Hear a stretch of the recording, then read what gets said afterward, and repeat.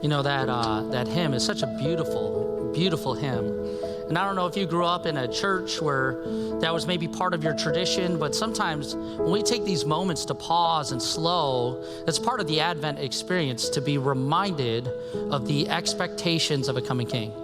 And it's a beautiful, beautiful process that invites us to take a journey and closer to Jesus. And that's what we're doing in this Advent season, is we're gonna kind of walk through the different elements of Advent and see how God inspires us and challenges us, and maybe kind of turn some of the things that maybe we've come to believe and transform it differently. You know, one of the things that I think about this week of Advent is one around the idea of hope. Have you ever misplaced hope in something? Or maybe you had a vacation that you expected to be super restful and it started to rain, so everyone was inside. Worst, right? You start looking at the weather. Maybe you had a meal that you cooked for somebody special and either it was overcooked or undercooked. Either one's not so good. You know, maybe there was a moment where, I don't know if this ever happened to you, maybe you went on an anniversary trip with your wife named Jenny, and you guys had no children, plenty of sleep, and you expected that you could have a conversation about anything, and so you decided to talk about home projects, and it didn't go well.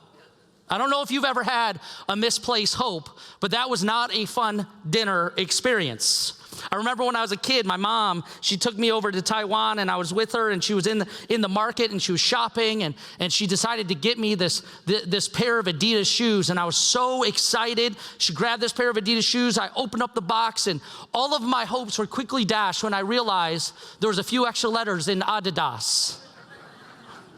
My kids tell me this is why you can't have dupes, because this is the problem. And so all of my hopes and dreams, all of my misplaced hopes were just a knockoff.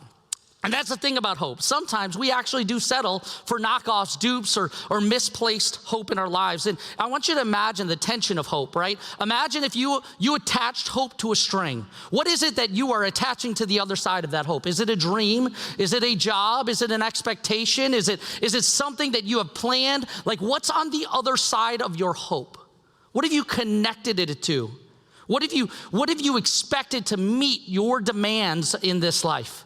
The things that you think will provide peace, the things that you will provide joy, right? What's on the other side of that string that you've attached to for hope? I love how Bob Goff talks about hope this way. He said, being engaged is a way of doing life, a way of living and loving. It's about going to extremes and expressing the bright hope that life offers us, a hope that makes us brave and expels darkness with light. That's what I want my life to be about. Full of abandon, whimsy, and in love. I want to be engaged to life and with this life. Is what's on the other side of what you think about hope giving you that kind of life? Or does it feel a lot more unsettled? I was sitting with a young man this past week, and he asked a pretty profound question. We've been sitting down for about an hour, and then at the end of it, I was like, what is one question you've been wondering? And he took like 5 minutes to kind of hone in what question he wanted to ask. And he said this. He goes, why do I live with constant dissatisfaction? He goes, I've come to believe a number of stories in my life, and I'm starting to notice how many of those stories don't give me the life I want. And he started listing them off. He's like, money, prestige, approval, what other people think of me. And we talked about when you invest your hope in approval, you are constantly asking, am I enough? And it's constantly changing. When you invest in prestige, you're constantly asking, am I doing enough? Am I keeping up? Or when you constantly invest in power, you're constantly asking, who is trying to take it from me and how do I get more back? What is on the other side of your hope? Because true hope, I believe this, isn't just a fragile dream or fragile circumstance. It is an unbreakable anchor forged in the promises and provision of one person, and that is Jesus. And so the risk that we often find ourselves in is because we don't want to fail, because we don't want to miss out, because we don't want to fall short, we end up living small. Very opposite of what Bob Goff's quote was about living life engaged. We choose to stay in gloom, or we choose to not risk, and we live almost a predictable life rather than leaning into a hope that is beyond ourselves. But the interesting thing is, God's hope, what I believe is the kingdom hope, doesn't ask you to have all the answers to take a step towards him. It doesn't ask you to have everything figured out, to move with trust and hope and a willingness to risk and faith. It actually begs you to anchor in the unbreakable and undeniable love of Jesus. Something that is so far different than everything else. So I want that to be the moment we are going to enter into Isaiah 9. But before we do, I'd like to take a moment and pray and receive our offering. Let me pray first. Jesus, we're so grateful for who you are. We're grateful that you have an unbreakable hope. And whether we believe that or not, whether we've been living in that or not, you move towards us relentlessly, patiently, and expectantly. And Jesus, I pray that whatever it is we're carrying in, whatever burdens, whatever misplaced hope we've attached our value and identity and life to, Lord, that you would begin to remind us of where you are and the kind of hope you have. And so we lift this up to you in Jesus' name, amen.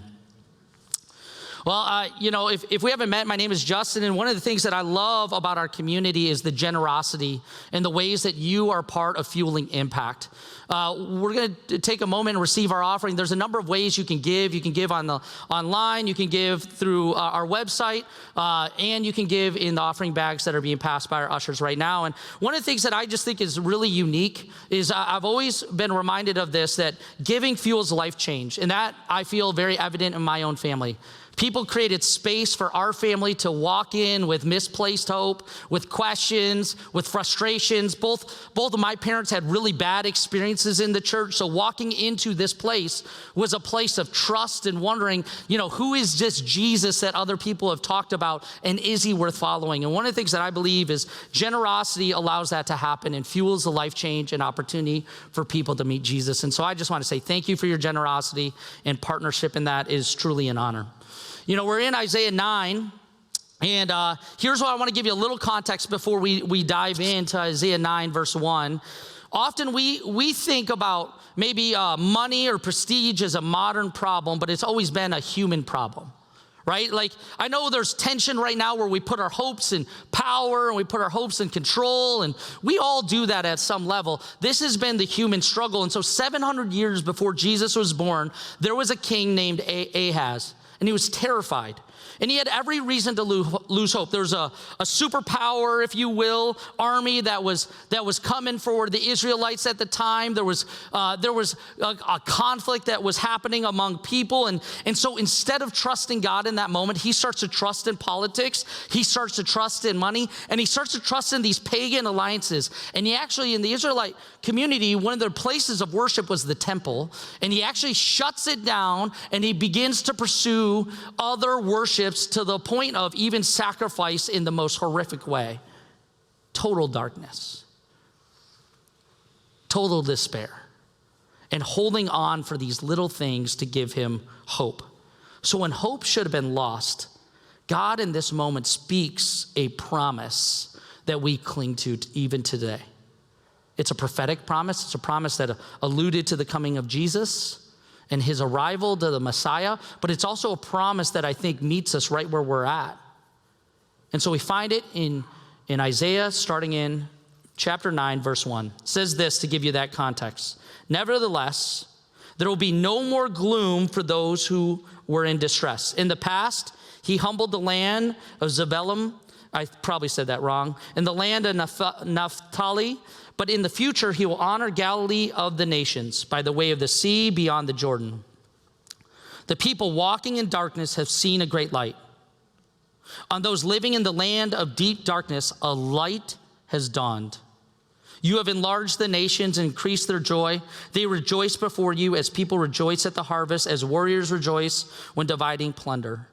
For as the day of Midian's defeat, you have shattered the yoke. This is talking about God has shattered the yoke that burdens them, the bear across their shoulders, the rod of their oppressor. Every warrior's boot used in battle and every garment rolled in blood will be destined for burning and will fuel for the fire. There's this contrast language. It's almost poetic, talking about there's darkness and then there's light. There's the yoke of burden and then the freedom that exists, right? And in this language, what Isaiah is doing, the prophet who speaks truth to his people, he's reminding the people to not put their hope in the places that King Ahaz has done. He says the people are walking in darkness, have seen a great light. And so while the temple was being closed, while the king was bowing to false gods, God is sending a messenger, said, I'm shattering that burden. I have my own intervention. I have my own plan. I have my own opportunity for you. And so when you have completely messed up and put your hope in fragile things, God's saying, I'm going to move towards you. I am fighting for you, and I haven't abandoned you. I believe that God often, in our chaos, whispers hope into our hearts, reminding us maybe of the fragile things and circumstance that we have trusted. And he moves towards us patiently, pursuing us and reminding us that he's been fighting for us. It's the song we sang earlier today, which was Hope Has a Name. And it's this reminder that hope has a name, and his name is Jesus. Hope has a promise, and hope has a name, and his name is Jesus. See, for me, I was talking with a friend recently who started coming to Kensington, and he started sharing something really beautiful about worship. And I totally agreed with him. Sometimes, like when I started walking into Kensington and I started growing in my faith, I didn't start reading the Bible and starting to understand it. I actually didn't understand it. It was actually through songs, through worship, that I began to understand the promises of God, the hope of God, that even a song like Hope Has a Name and his name is Jesus became an anthem for my heart. It became an anthem from the moments where I found myself struggling or frustrated, disappointed, feeling like a failure. See, worship to me became this thing of memory. I couldn't memorize anything. I'm losing. Are we all in agreement? Like, we know, like, our phones have totally distracted our, like, attention spans. I can't remember anything anymore. Anyone with me? Like, I can still remember Joe Macris's phone number from second grade, but I can't remember what my wife told me 2 days ago. Like, it's gone. And so what happens is we need these things to remind us. And for the beauty of worship.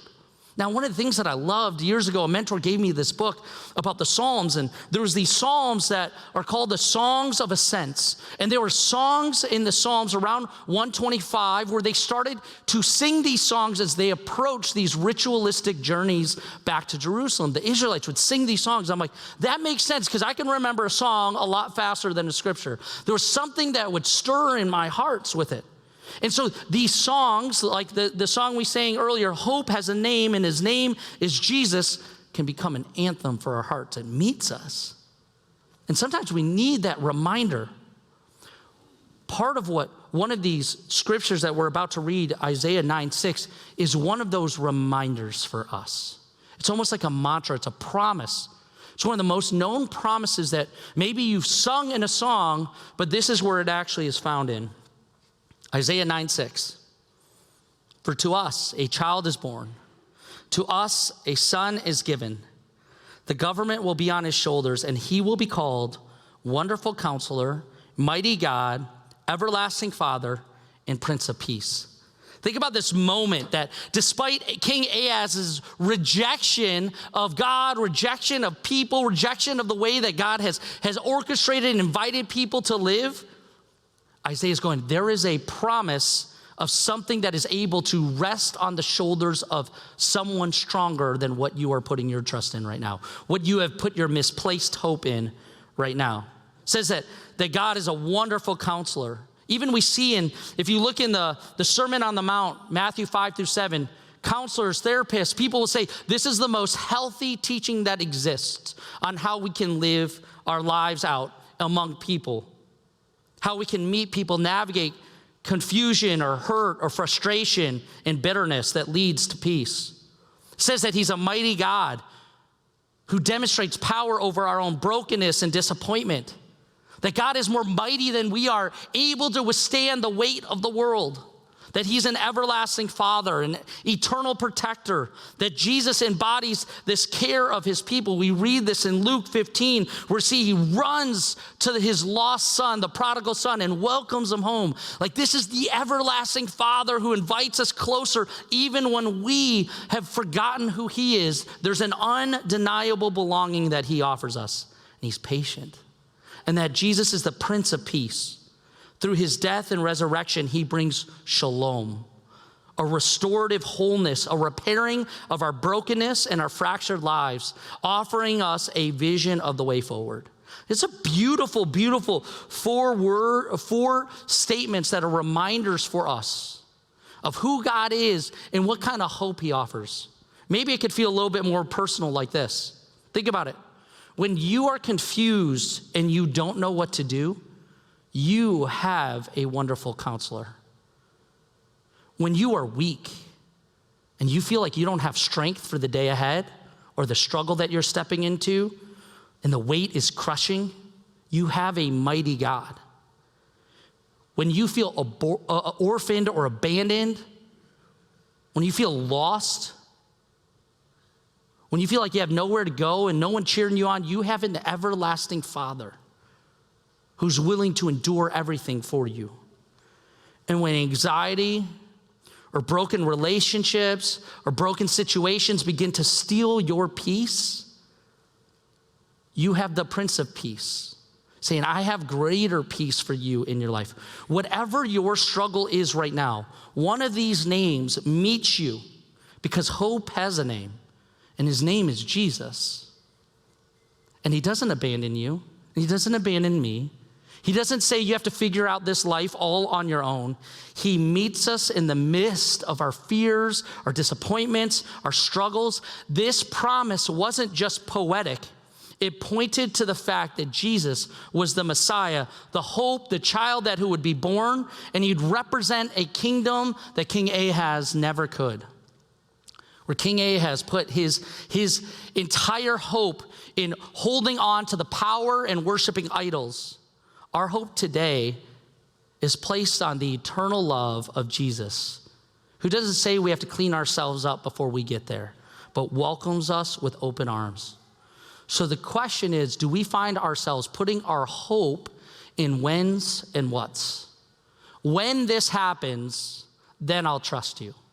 When I get what I want, then I'm going to follow you. When you deliver the things in my timing, then I will feel like we're good, Jesus. It's what I call the vending machine prayer. Jesus, I'm going to put in 2 quarters and I better get my candy bar. I better get the promise that I want. And sometimes prayer is a tricky thing. Some people ask me, why does God answer some questions and others? I don't know. No idea. All I know is there are 3 answers to prayer that I've learned in my life. When I ask God for something, there's a yes, there's a no, and there's a not yet. And sort of that not yet is, and you don't know when, or if, or how. But if I depend on my hope in whens and whats, all I know is it leads to deep disappointment in my soul. And it isn't a very powerful king. But when I anchor, not to human hope, but kingdom hope, it's interesting when you look at the difference between human hope is circumstantial, but kingdom hope is not dependent on a perfect circumstance. It's actually dependent on the perfect person who is the ultimate provision. Whens and whats? Perfect circumstance, the way I want, how I want, when I want, in the order that I want. Kingdom hope is trusting that Jesus is who he says he is. He was perfect, sacrificial, and he's the provider of the things that I need in this life. Maybe not the things I want, but the things that I need. And so the question is, who are we putting our hope in? Who are we putting our hope in? If not whens and whats and hows, then who? One of the things that I think is really interesting in this moment that shows those titles that Jesus ultimately fulfills of Wonderful Counselor, Mighty God, Everlasting Father, and Prince of Peace. When I think about all the things that I put my hope in, none of them promise those 4 promises. Maybe temporary peace, temporary satisfaction, strength that's pretty fleeting, right? Like all of a sudden we start realizing how much we put our hope in things that are very circumstantial and don't satisfy. But when Jesus offers us eternal hope, he doesn't just promise change, he promises restoration, a willingness to restore the areas of our heart that maybe are broken or frustrating or disappointing, maybe things that are exhausting in our lives. That's why in Isaiah 9:7 it says this, of the greatness of his government and the peace there will be no end. He will reign on David's throne and over his kingdom, establishing and upholding it with justice, righteousness from that time on, and the zeal of the Lord Almighty will accomplish this. So he's saying there's an everlasting strength to the rule and reign of Jesus. It won't be temporary. Kingdoms come and go. Empires come and go. Politics come and go. There's so many things that we place our hope in that just are temporary. And yet there's something eternal that the Lord is willing to do. And he does it through loving sacrifice. I start wrestling with this of how many things have I given my time and energy to that will never sacrifice for me? Netflix hasn't sacrificed a bit for me. I'm just telling you, I've given it a lot of my money and peace and my sleep. But it doesn't sacrifice for me. It's limited. It just takes from me. And yet how much do we believe that the things that just take from us will actually satisfy us? You know, it's interesting. If you look at the first century and before Jesus came on the scene, there was a couple people who proclaimed that they were the Messiah, and people attached to them. They followed them. They wanted, these people to be the Messiah. But they were quick fixes because the moment that they died, the moment that they fell, the hope of the entire community disbanded. And it was like this disappointing moment that happened for them. But with Jesus, something very different happens for the followers of Jesus. When Jesus dies and then resurrects, hope begins to be shared, not disbanded. People start coming together. The influence of hope starts to increase in the community. Hope didn't die because hope had a name, and his name was Jesus. And because he was healing, because he was transforming, because he overcame the things of this world, people began to follow him and began to share that hope with him. Now, it didn't happen at his death. When we talk about Good Friday, it didn't happen at that moment. It happened at his resurrection when he showed that he was the conqueror over the things that they saw in the world. I love what L.R. knows. She writes this incredible thing about bridge builders. I didn't put it up here on the screen, so you'll just have to listen to the poetry. She says this, here's to the bridge builders, the hand holders, the light bringers, those extraordinary souls wrapped in ordinary lives who quietly weave threads of humanity into an inhumane world. They are the unsung heroes in a world at war with itself.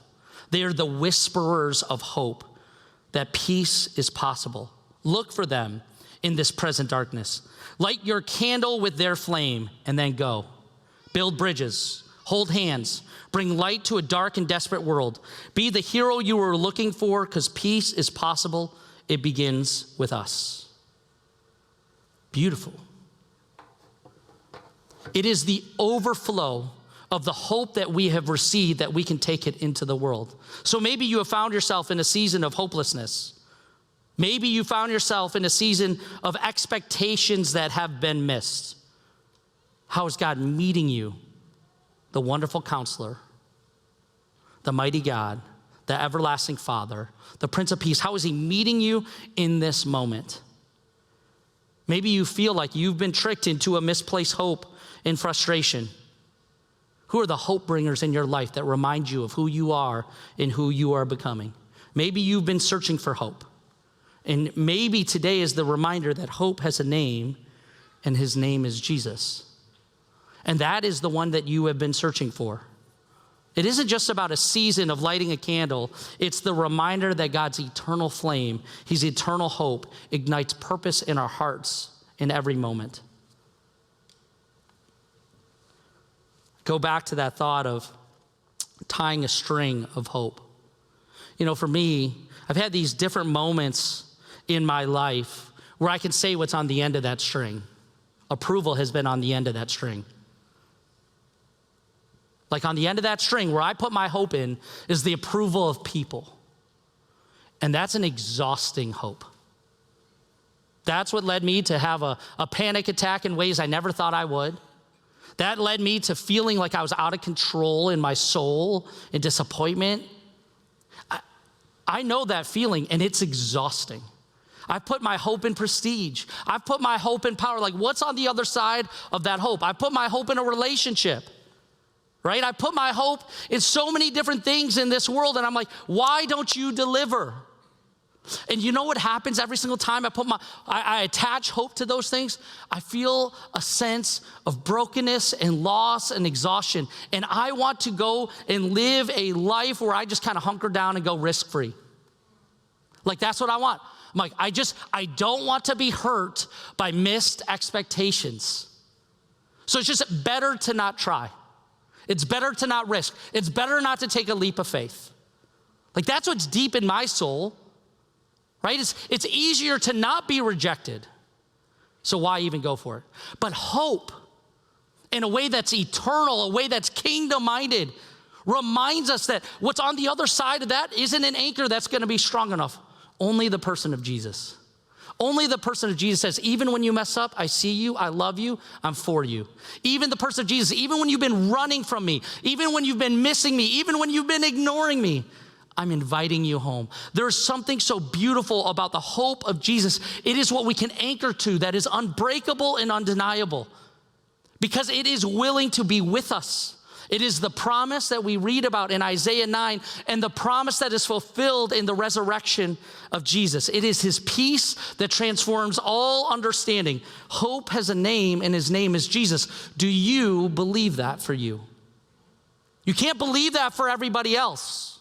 Like, you can offer hope, you can share hope, but at some point, each one of us has to wrestle with, do we believe that hope has a name and his name is Jesus? One of the things that I think about is this beautiful poem by Danielle Strickland where she talks about the type of hope. And I would maybe challenge you to think about, as you read this word hope, maybe the hope is actually the hope of Jesus as you see the word hope in this. Ready? It goes like this. Hope is not wishful thinking. Think about that. The hope of Jesus is not wishful thinking. Hope is gritty. Hope is strategic. Hope is working now for future change. Hope is cultivated in the soil of gratitude. Hope flourishes when it's lived in the present tense. Hope is contagious when it is shared. The hope of Jesus is contagious when it's shared. What if you walked into your workplace and you were reminded that you had the hope of Jesus? So you didn't get caught up in the work drama. You didn't get caught up in the gossip. You didn't get caught up in the like vying for attention, but you actually believed that you had the hope of Jesus, and you were there to share that hope, to be a hope bringer, a bridge builder into your community. What if you showed up in your own neighborhood that way? When you see people, when you serve people, when you walk alongside of people, when you notice things are going on your street, how could you be a hope bringer into your community? One of the things that I do, and this is going to be my challenge for this week, I have certain things that I've kind of built as a mantra, if you will, reminders. There's a mantra I'll actually read before I come on stage, just as a reminder of who is Jesus, who am I, and it's not about me, and it's about him.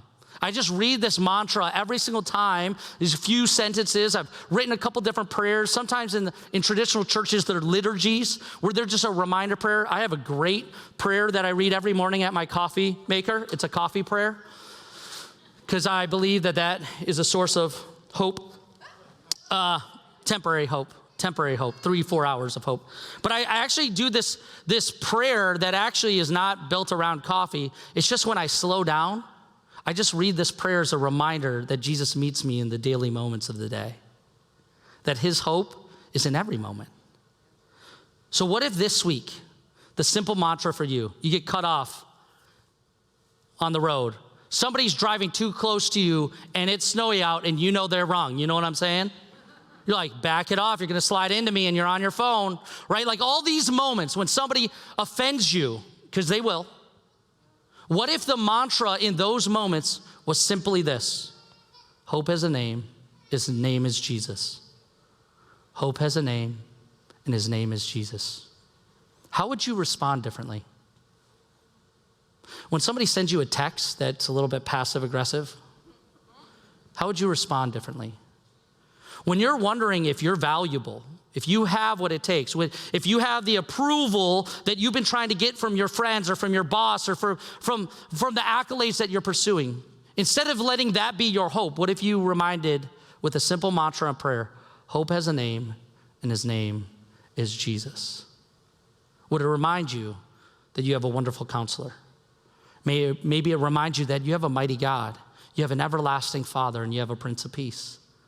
And so whatever it is that's stirring up inside of you, you're just reminded as gloom shows up, as frustration shows up, as darkness shows up, you start to speak out light into that moment, that hope has a name, and his name is Jesus.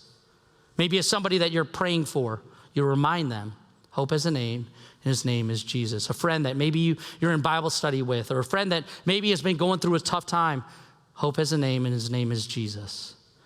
What if that became our mantra as a community, where we remind each other with one declaration that there is a bigger hope than the circumstance that we find ourselves in? How might that change who we are and what we're walking through?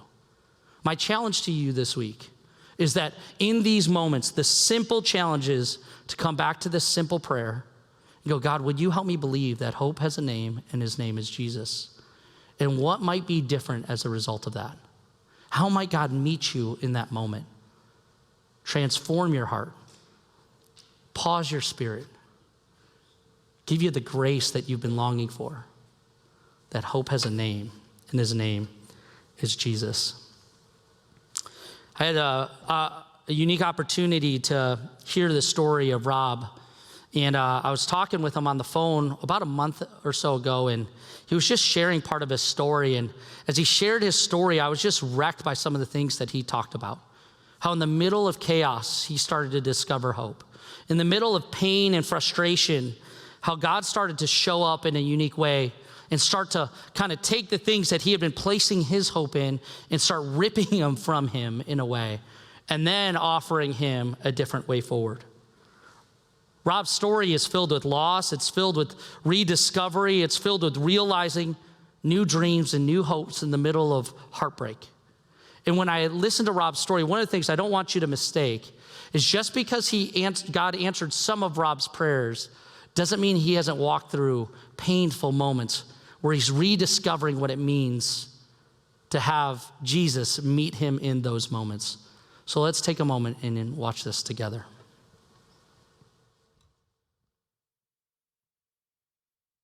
And things in September of 2024. As I was growing up, we leaned on each other a lot, my family. So with respect to strength and love, that's the foundation. Family is the foundation for strength and love. My wife and I, my girlfriend at the time, we had a couple kids. We decided to get married, get things a little backwards, but we did. Put her through school, through nursing school. I graduated engineering school, built this big, beautiful home, living the great family life. We have a third child, 2 daughters and a son. And then one day I realized some abnormal movements. I seen her body kind of react to something. Take her to the doctor. She gets diagnosed with Huntington's chorea. Now, that's a neurological disorder that affects your mental acumen, your speech, your balance. And she was diagnosed when she was 38 years old. My daughter, who's studying being a nurse as well, she came over one day and she said, Dad, she goes, looks like Mom's eyes are turning yellow.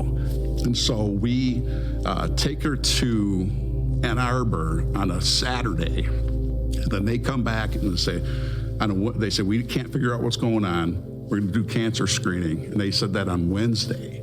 They came back on Thursday, said she has stage 4 liver cancer. Get hospice ready. They came back Friday and said it metastasized to bone cancer. They said, take her home, get hospice ready. And she died that night. She died in my youngest daughter's arms at the age of 44.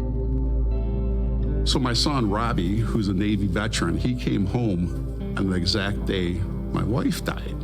he himself, he has 2 children, Jaden and Raza. But at one point, Raza, at 6 weeks old, just being a newborn from the hospital, my son calls me one night and he says, "Dad, I am in the hospital with Raza. They believe that he's been abused." My son didn't know what happened. He's working 2 jobs. He's an instructor. And once a baby is injured, CPS comes in, Child Protective Services. They come in and they strip the kids from the immediate household, and they go to either foster families or they go to families internally. And so they came to me, and that was my grandson. I'm not going to go anywhere. So I get custody of my grandson. My sister Joni, she says, "Rob, I'll help you with Jaden." But as all this is going on, and literally a week after she told me she would help me, she gets diagnosed with stage 4 liver cancer. And it's like, man, this is just, it's never ending. And I became of this mindset that life is kind of becoming violent. Life keeps on hitting. I got custody of my grandson. My sister has cancer, who I'm super, super close with. Now there might be a warrant out for my son's arrest with respect to these child abuse charges. And so that's when I broke. That's when I called my daughter. I said, "I cannot handle this anymore. Can you take care of Jaden? I don't know how much longer I'm going to be around. I just can't handle this." My daughter, she bluntly reacted and said, "Dad, that's unacceptable. You taught us to lead. You taught us to go day by day." And that's when I knew I had to do something different. And that Sunday is the day I walked into Kensington. So what I remember about that day walking into Kensington that Sunday, first person I met walking up was the doorman, Joe. Joe's a great guy. I asked him, "Is there a place I can pray?" And he says, "Yeah, sure there is. There's a prayer room."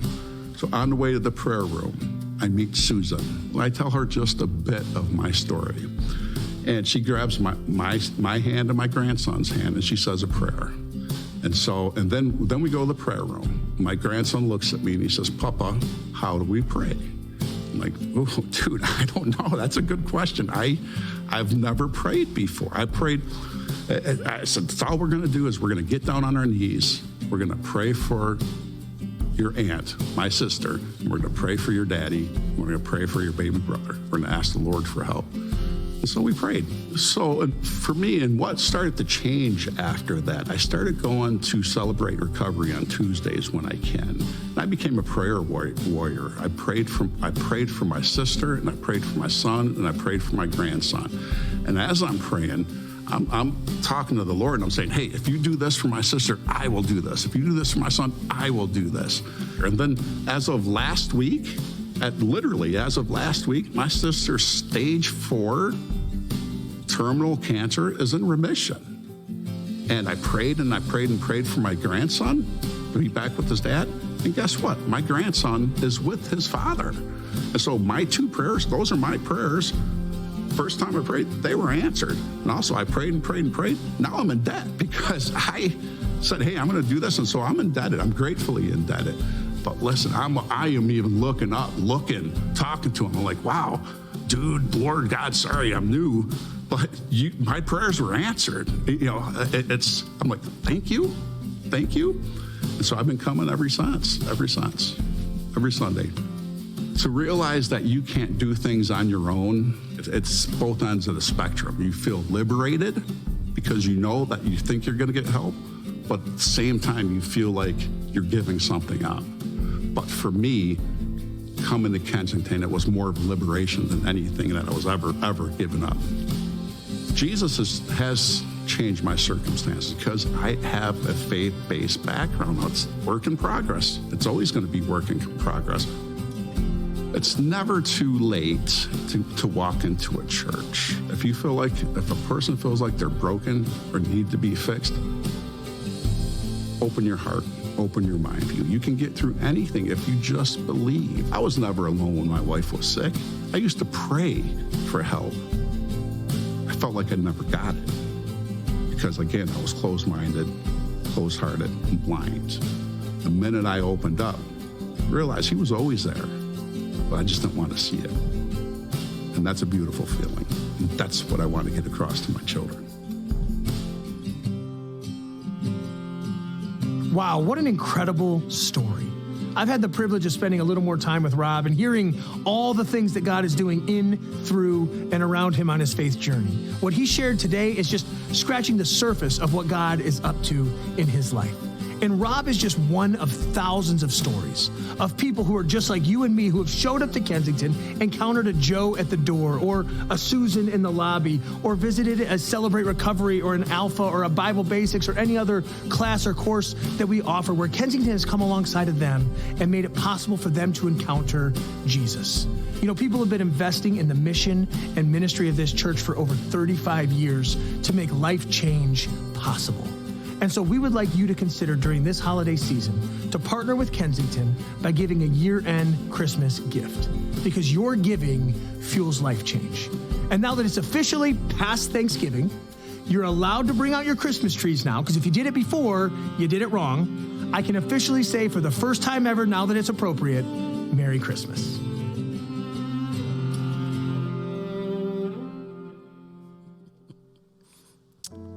You know, when I was talking with Rob, one of the things I appreciated in our phone call, he was just like, I don't know if I'm saying it correctly. I don't know if I'm doing it right, but I just know what God's doing and what he's teaching me and speaking to me about. Something so honest about that. Something so like not having to put up a veneer that you have to say the right things or say it perfectly.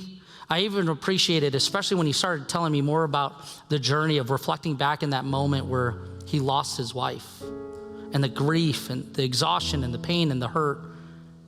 Do you know how powerful it is to go back to that moment and be like, I wasn't alone, even though I felt like I was alone?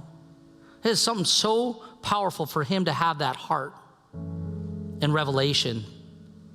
I think something that this week of Advent reminds me over and over again about hope, that the hope of Jesus is far greater than any other hope that we have in this world.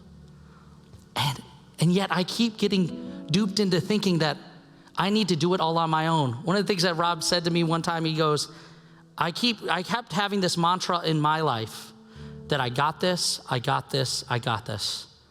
He goes, the best thing I learned is I don't got this. I don't got this. And maybe that's part of the story that we believed. Maybe part of the reason why we say the words hope has a name and his name is Jesus, because it pushes against some of the stories that we have come to believe and the promises that we've been hoping for versus the promise of Jesus that is far greater. Our band's gonna lead us in this song called Promises that is absolutely beautiful. For me, it's one of those songs that just hits my heart. When I sing it, when I hear the words, I'm reminded that there's a greater promise in this world. So I don't know what you walked in with. Maybe as you heard those four names, Wonderful Counselor, Mighty God, Everlasting Father, Prince of Peace, maybe one of those is a promise that you've been longing for. So as you sing this next song, maybe it's a reminder of those are the words that God is speaking to you, that he is those things. And he sees you, and he's seen the burden you've carried, and he wants to meet you in the middle of it. So I'm gonna invite you to stand and sing with us as we sing out these words back to God as a reminder of who God is and how he meets us in the middle of our moments with his promises, that he is the promise of hope in our lives.